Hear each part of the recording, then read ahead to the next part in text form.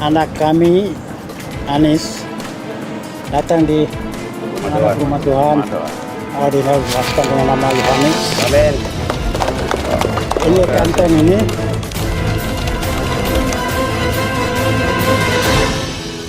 Assalamualaikum warahmatullahi wabarakatuh. Waalaikumsalam Selamat warahmatullahi malam wabarakatuh. dan ini masih sore ya. Selamat sore, selamat sore, Bang Sibli ya. Simply. Bang Sibli, saya undang sebagai narasumber di podcast saya di channel YouTube saya, namanya Uang Receh. Jadi sekarang ini Bang Sibli, uang receh ini jadi masalah. Kenapa jadi masalah? Karena uang receh inilah yang menjadi penyebab orang menggadaikan harga dirinya. Ya, jadi sengaja kita buat podcast uang receh ini tujuannya sebetulnya untuk menggelitik setiap tokoh-tokoh politik, tentu masyarakat umum. Kita ingin agar supaya mereka mampu mempertahankan harga dirinya dalam urusan politik ya. Jangan karena uang receh kemudian harga dirinya bisa dijual suaranya bisa dijual, kemudian orang bisa mendapatkan kesempatan menjadi pemimpin hanya karena dengan uang receh, gitu, Bang Sibli ya. Dan hari ini saya mengundang Bang Sibli di podcast ini terkait dengan isu-isu terkini di Pilpres 2024 ini ya. Isu yang menarik itu adalah terkait dengan isu yang menarik itu adalah isu terkait dengan Pak Anies dibaptis. Ya kan? Mas Sibli pernah mendengar itu? Nah, saya sebelum saya mau cukup viral itu cukup viral. Sebelum saya ke situ, saya mau bercerita dulu. Saya ingin tahu dulu Mas Sibli kabar sehari-hari di mana ya. Mas Sibli hari-hari stay di Jakarta atau di NTT? Ya, saya sudah 3 tahun lebih stay di NTT, pulang kampung ceritanya, tetapi sering bolak-balik Jakarta. Ya. Latar belakang pendidikan Bang Sibli apa dan apa ada hubungan dengan gereja atau selama ini ada hubungan dengan gereja Mas Sibli? Ya. Baik, studi terakhir saya di Sekolah Tinggi Filsafat Driarkara Jakarta. Nah, di sana ada waktu itu 2 jurusan, filsafat budaya sama filsafat agama. Nah, saya studi filsafat agama karena waktu itu posisinya sebagai calon pastor. Nah, jadi itu ditempuh setelah melewati sekolah calon pastor di tingkat SMP, namanya seminari, SMA juga seminari menengah, baru kemudian di seminari tingginya salah satu tempat studinya di Sekolah Tinggi Filsafat Driarkara. Jadi di situ ada gabungan Yesuit, dari Fransiskan, dari berbagai, termasuk juga dari awam. Kampus itu unik di Jembatan Serong ini. Dari awam, dari agama apa saja boleh studi di situ filsafat. Nah, jadi tentang hubungan dengan Katolik, saya orang Katolik. Kebetulan juga pernah sekolah jadi calon pastor itu saya.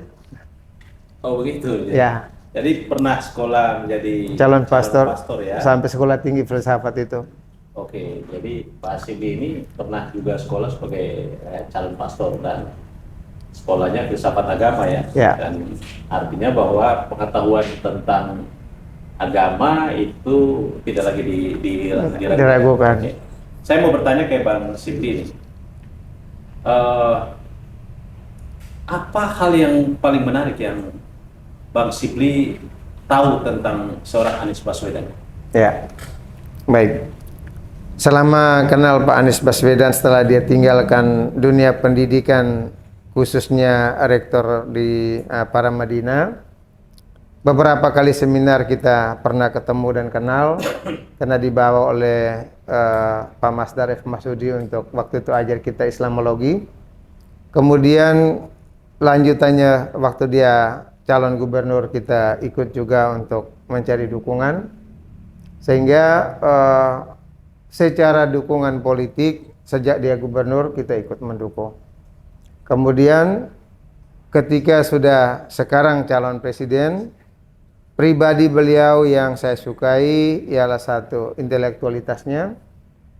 Yang kedua, dari jam terbang track recordnya kelihatan bahasa Jakartanya, biar sudah doktor tapi tidak belagu-belagu amat gitu.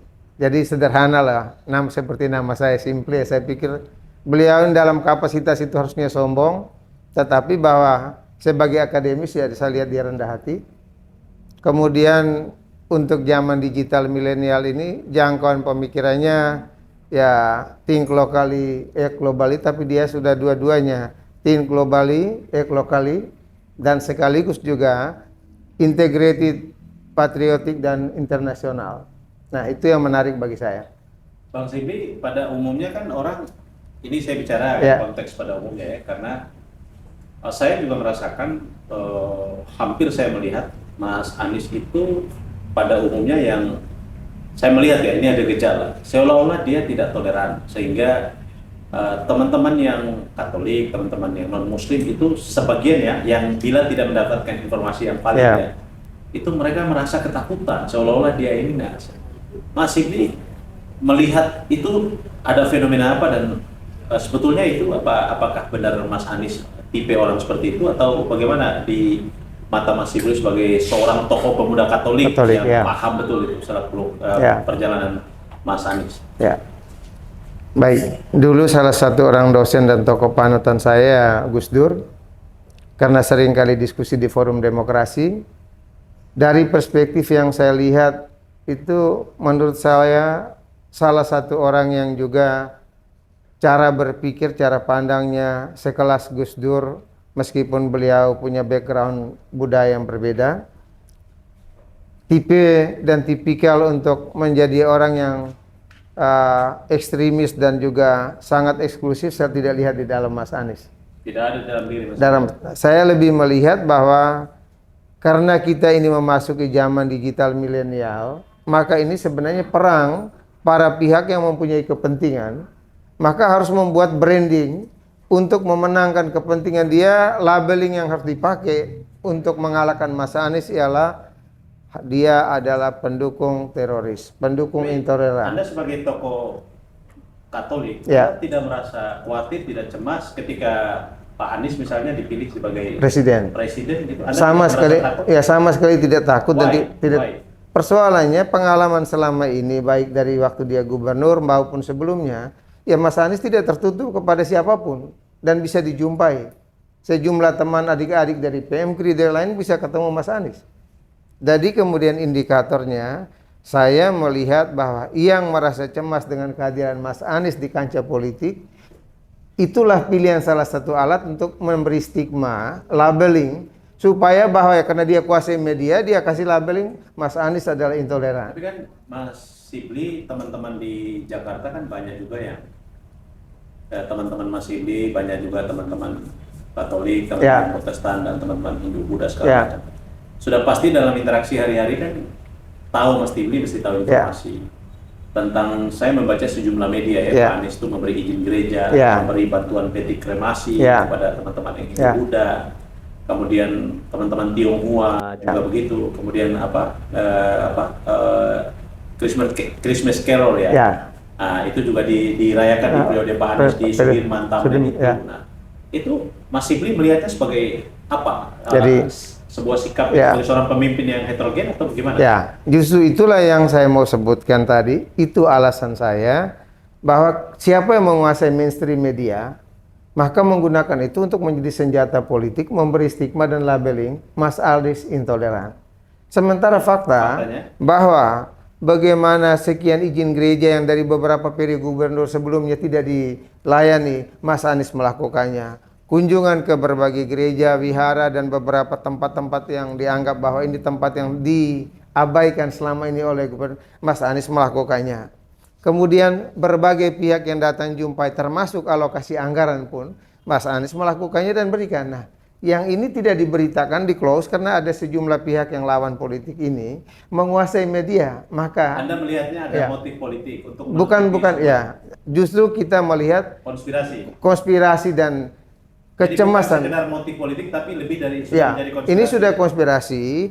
Pokoknya Mas Anies tidak usah muncul. Salah satu alat yang paling tren saat ini ialah menggunakan media informasi untuk memberikan satu stigma dan labeling bahwa beliau intoleran. Nah, yang di kampung yang aksesnya terbatas percaya, apalagi disebut oleh tokoh. Nah, saya mau tahu Bang Sigli, Anda terlibat dalam aktivitas peribadatan di gereja, Ya.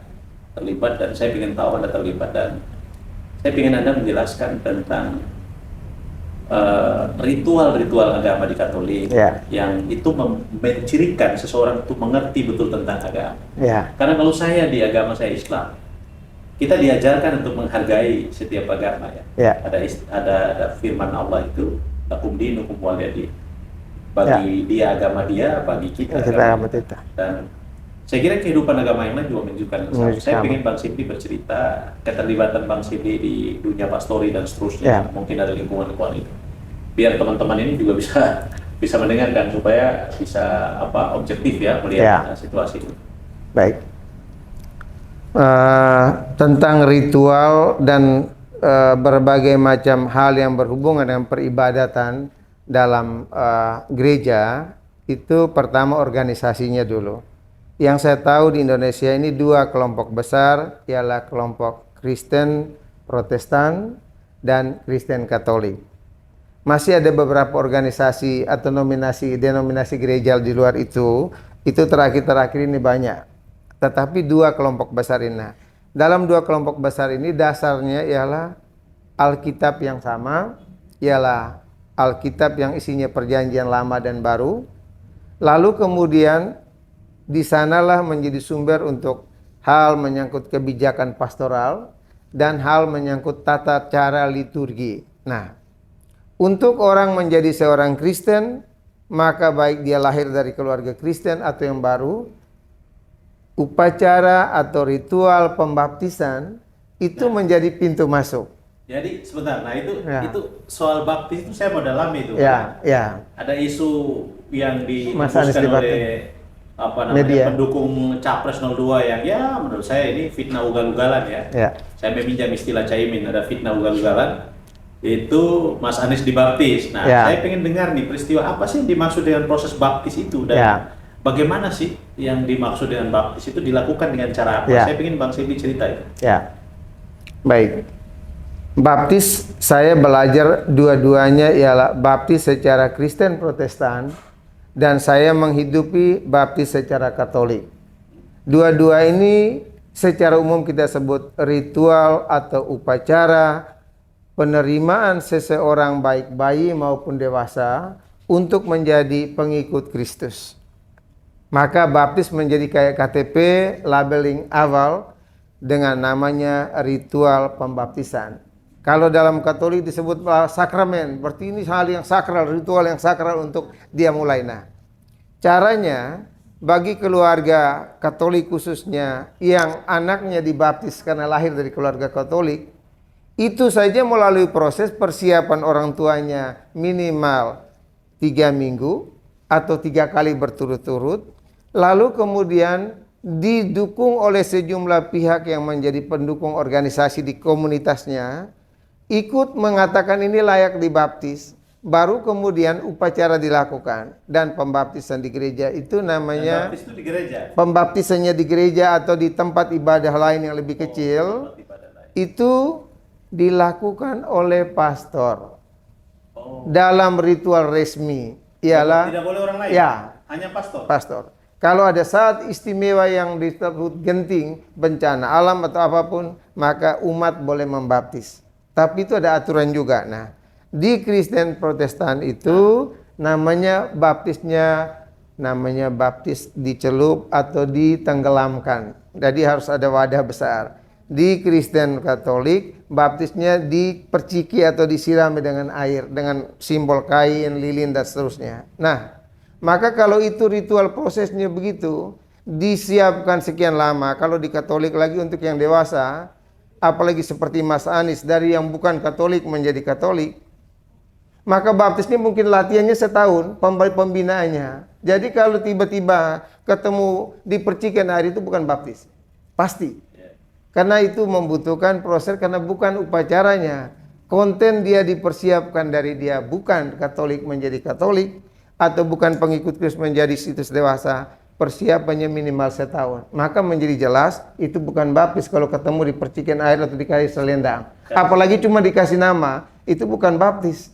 Mas Anies waktu di Papua dikasih selendang aja. Nah. Dikasih selendang sebetulnya itu sebagai simbol Nah, persaudaraan. kalau selendang lalu itu namanya ini ekspresi kekeluargaan. Kasih selendang kalau di tempat saya di Flores khususnya, saudara angkat dan tamu baru datang dari jauh, selendang itu sebagai tanda. Itu yang kita jemput. Yang kedua, ini selendang buat seka keringat karena jalan jauh. Maka pertanyaan, kasih selendang sama dan baptis itu namanya ya ugal-ugalan tadi. Lebih pas sebenarnya itu orang nggak waras memberi labeling. Dan itu bukti tadi, cara melabeling dan memberi stigma kepada Mas Anies, karena cuma itulah caranya yang dianggap paling kuat untuk bisa ya membuat orang berpikir bahwa itu benar gitu. Lalu ya Mas Anies menjadi negatif. Nah, sehingga itu jadi prosedur. sebetulnya baptis itu ada prosedurnya. Prosedurnya. Ada syaratnya gitu ya. Jadi baptis ada dua jenis, di gereja Kristen dan di gereja Katolik itu masing-masing punya. Ada berapa? Ada berapa jenis? Jadi ada dua denominasi punya cara baptis. Cara baptis di Katolik itu dengan disiramkan air untuk bayi yang baru lahir dari keluarga Katolik maupun dewasa, ada tata caranya dan ada waktu pembinaannya. Artinya orang kalau begitu dibaptis kan ya dia harus langsung jadi Katolik. Dari Katolik atau dari pengikut Kristus tadi. Di Kristen pun sama. Bagaimana caranya orang dibaptis ini diisukan ya? Ya. Menurut pandangan Bang Sifli. Jadi itu satu bukti bahwa konsumsi politik ya? Itu Atau upaya isu isu politik politik aja? dan isu melabeling dan membuat stigma buruk terhadap Mas Anies bahwa tidak ada cara lain lagi, itulah yang dipakai. Anda sebagai orang yang Katolik, Anda merasa itu apa semacam sebuah penghinaan terhadap tata cara kita beribadah ya? Artinya baptis itu kan sebuah proses ritual yang sakral di dalam internal Katolik. Nah, kemudian dijadikan isu yang murahan begitu kan menurut Anda? Kalau kita sudah berkaitan dengan agama biasanya mengikuti reaksi yang diajarin agama. Ya karena doakan saja, karena biarkan dia buat apa, kita doakan dia supaya jangan buat lagi karena dia tidak tahu apa yang dia perbuat. Nah, kalau langsung melihat orang merusak tempat ibadah, mungkin kita sampai reaksi fisik. Tapi kalau yang begini, stigma dan menjelekkan orang lain dengan menggunakan istilah-istilah dalam agama Kristen, ya larinya selalu dinasihatin, doakan saja karena dia tidak tahu apa yang dia perbuat gitu. Jadi judulnya kayak tadi, ugal-ugalan tadi. Yang penting nih, saya mau poin yang paling penting. Ya. Teman-teman di apa namanya tokoh-tokoh Nasrani banyak belakangan ini sudah mulai menyatakan dukungan kepada Paslon Amin. Ya, Amin. Saya lihat fenomenanya luar biasa. Ya. Apa yang memotivasi Bang Sifli sebagai tokoh Katolik kemudian menyatakan mendukung Mas Anies? Apa yang paling penting menurut Bang Sifli, apa poinnya? Baik. Saya sehari-hari pegiat budaya dan tinggal di kampung. Saya mendukung setelah mendengar advice dari orang-orang kecil yang ada di kampung-kampung Udik. Orang-orang kecil ini beri saya dua nasihat dan saya awalnya berpikir sama dukung calon. Nasihatnya pertama, semua orang pintar hanya mengurusi tentang bagaimana memberi argumentasi secara otak dan hebat. Tapi tentang pertama ialah alam semesta dan pencipta sudah pilih Mas Anies nomor 1. Kenapa? Itu pesan dari kampung? Dari kampung, dari orang-orang tua. Bahwa kami ikut itu barang karena apa? Yang ada di dalam tarik lot untuk dapat nomor urut itu kan tidak diatur-atur orang. Kenapa dia narik dapat nomor 1? Jadi itu sudah petunjuk bahwa dia dipilih untuk nomor 1. Jadi seterusnya kami ikut aja itu nomor 1. Jadi bagi kami orang sederhana. Jadi ada keyakinan orang tua di kampung Anda, petua-petua kampung Anda. Sekaligus juga itu petunjuk alam begitu. Jadi mereka meyakini sebagai sebuah petunjuk. Petunjuk alam dan mereka ikuti. Mereka yakini dan selama ini ritual atau apa namanya keyakinan semacam itu sering mereka terapkan dalam kehidupan sehari-hari. Dan itu yang membuat Anda kemudian memutuskan selain Anda melihat faktor lain dari Mas Anies. Baik. Itu faktor yang pertama. Faktor kedua, saya juga mendengar suara dan saya sendiri meyakini itu ialah bahwa begini. Negara ini milik kita semua. Jadi kemudian tidak boleh satu kelompok saja yang punya hajatan untuk kemudian dia yang terus memegang tongkat kekuasaan.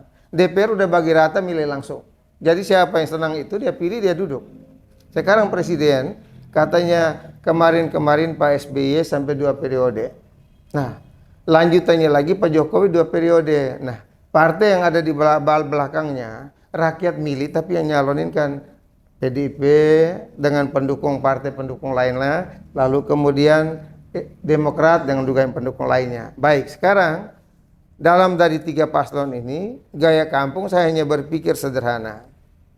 Karena semua ini adalah anak bangsa, semua partai ini juga berhak dan duduk, maka kemudian masa satu partai mendapat kesempatan 3 kali memimpin, sementara yang lain itu apakah tidak ada kesempatan menjadi patriotik dan berbakti kepada nusa bangsa. Jadi saya pikir ya sekarang ini nomor 2 dan nomor 3 sudah dapat giliran. Calonnya bagus-bagus semua. Kenapa? KPU mengatakan dia lolos.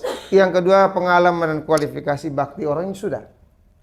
Sekarang yang ini 2 orang ini, Pak Imin itu sudah pernah menteri dan DPR, tapi kemudian di urusan eksekutif belum. Pak Anies sudah pernah eksekutif tingkat provinsi. Pengalaman itu bisa jadi eksekutif tingkat pusat. Tapi apakah Nasdem dan PKS serta partai pendukung lain tidak punya hak juga untuk berbakti di eksekutif untuk itu? Jadi dengan 2 pertimbangan itu, saya memberi dukungan terhadap beliau, dan ada juga pesan alam bahwa nomor 1 tetap 1. Anda yakin betul ya? Yakin. Yakin betul Pak Anies akan Nomor 1. memenangkan. Dan 1 putaran. 1 putaran ya, luar biasa. Saya mau tanya satu hal. Apa perasaan Anda sebagai warga negara melihat presiden mencalonkan anak? Ya. Saya ingin tahu perasaan Anda sebagai orang Indonesia, sebagai warga negara, sebagai orang yang punya hak hidup, mendapatkan perlakuan yang sama di negara. Ya. Apa pandangan Anda ketika Pak Jokowi sebagai presiden mencalonkan anaknya dan ikut nampaknya dia agak serius berpihak campuri pemilu? Apa pandangan Anda sebagai tokoh Katolik? Khusus untuk Jokowi, salam hormat untuk beliau. Sejumlah hal dulu saya mendukung dia, dan dulu saya juga ikut beberapa hal kecil, minimal mendoakan dia. Ketika perubahan ini, 1, menabrak undang-undang, saya tulis surat cinta lewat salah satu media, bagaimana untuk beliau.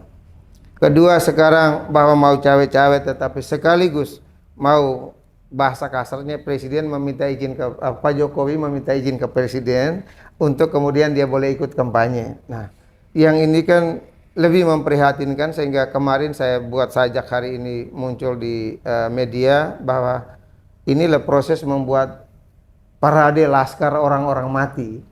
Kenapa? Yang ada itu cuma napas sama badan yang jalan, yang lain itu udah mati semua. Perasaan Anda?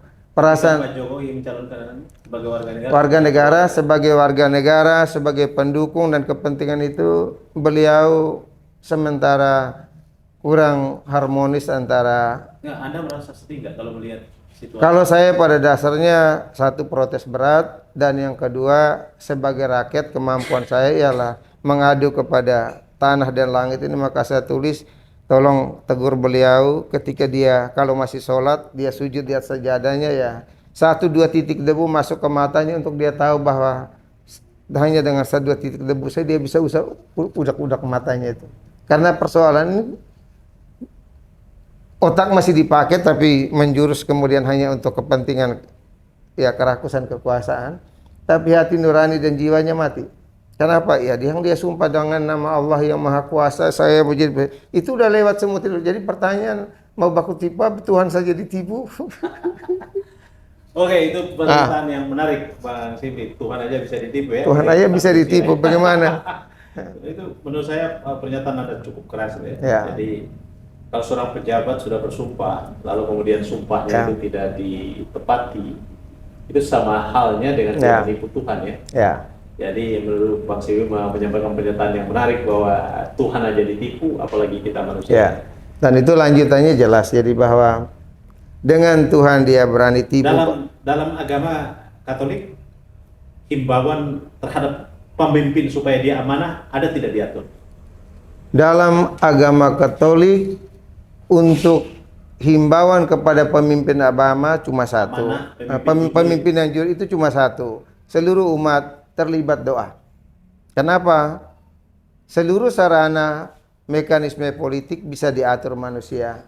Tapi memohon seseorang supaya dia amanah, urusannya mendukung dia untuk mengarahkan pikiran dan jiwa raganya, dia juga harus perlu berdoa. Kalau tidak ya kita hidupin Android ngirim sementara dia HP-nya mati. Agama Katolik melarang tidak? Kalau orang pemimpin tidak amanah itu di dalam ajarannya dilarang. Kalau di dalam ajaran itu Kalau selalu tidak amanah tidak tanggung jawab itu tidak tanggung jawab, jelas pasti itu ada hukuman dan murka Tuhan untuk yang pemimpin tidak amanah. Artinya apa? Kalau suara rakyat, suara Tuhan dia khianati, maka sekarang Tuhan saja dia tidak takut, maka sekarang yang kita harus prihatin dan harus bergerak ialah apa? Pemimpin ini sedang nantang dan tidak takut lagi dengan rakyat yang pilih dia. Maka apa yang dibuat? Ya, jangan beri dukungan dan rakyat harus melawan. Anda begitu percaya pemilu ini bisa berjalan dengan jujur atau pemilu yang benar-benar bersih gitu ya? Ya. Saya mau tanya kepada Anda, kalau pemilu itu dilakukan dengan secara curang, apa sikap Anda? Baik. Pemilu curang itu terjadi di mana-mana termasuk negara maju. Eropa, Amerika pun ada. Cuman kemasannya berbeda. Di kita, kekuatan spiritual adat budaya agama sekarang berani dan masih mau dipakai atau tidak oleh masyarakat. Jadi cara melawan pemilu curang secara manusiawi yang diberi otak ialah misalnya posko digital untuk laporan kecurangan kemarin digagas oleh Bang Ketua Bapilu Paslon nomor 1. Itu salah satu solusi yang paling murah tetapi paling strategis. Jadi seluruh bangkit melawan. Sedangkan yang kedua, bangkit melawan dengan cara pertama tidak memilih pemimpin yang tidak amanah. Yang kedua, berdiri melawan dengan cara kampung dan cara agama ialah dengan doa. Maka usul saya untuk paket amin, 7 hari sebelum itu seluruh musola, seluruh masjid, seluruh kelompok pengajian jangan kemana-mana, tongkrongin tempat masing-masing, duduk doa, zikir, gereja, wihara. Cara melawannya dengan duduk doa bersama di tempat masing-masing supaya yang lain datang bawa sembako dan ambil sembakonya dan ambil uangnya. Kenapa? Itu hak Anda kalau dari bansos. Tetapi duduk doa di tempat, kenapa? Keteguhan memilih itu dikawal dan dilindungi. Yang lain tidak bisa lawan. Kenapa? Banyak hal yang mustahil bagi manusia, tetapi tidak mustahil bagi alam, arwah, dan Allah. Anda percaya Anies bisa jadi presiden? Saya percaya Anies satu putaran.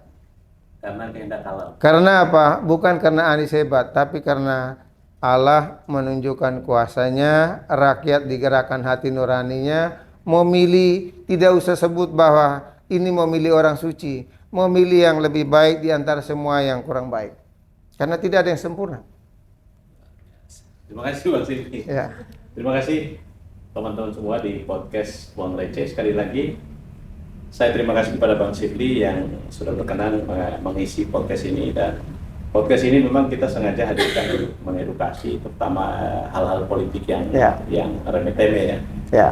Dan sekarang ini kita tidak bisa pungkiri bahwa ternyata ada induksi nilai ya, saya bilang ada erosi nilai ketika elit-elit politik itu tidak lagi berpikir pada kepentingan rakyat, lebih berpikir pada kepentingan kelompok, berpikir pada kepentingan dirinya.